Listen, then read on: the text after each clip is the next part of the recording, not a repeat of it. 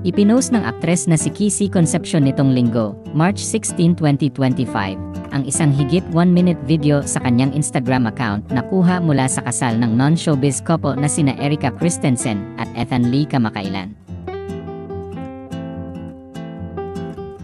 Isa kasi ang anak ni Sharon Cuneta at Gabby Concepcion sa mga dumalo sa kasal noong araw na yon.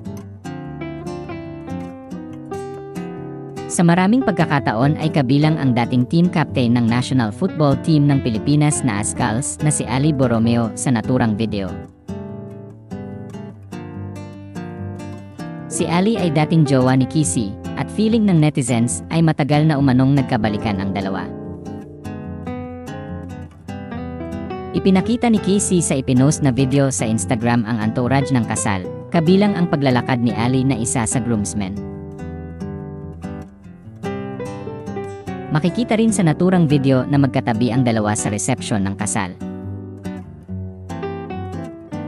Kinuna ni Kissy ng video ang pagkain niya na pinag-agawan nina Ali at ng Azcals teammate nitong si Anton Del Rosario.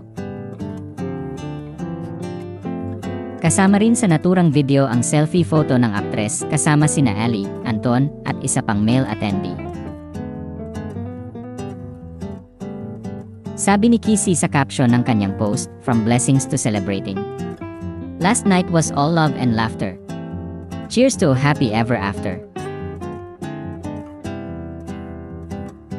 Hanggang ngayon ay wala pang diretsahang kumpirmasyon o pagdedenay sina Ali Borromeo at Kissy Concepcion tungkol sa pagbabalikan nila, pero naniniwala ang ilang netizens na magjowa na uli ang dalawa.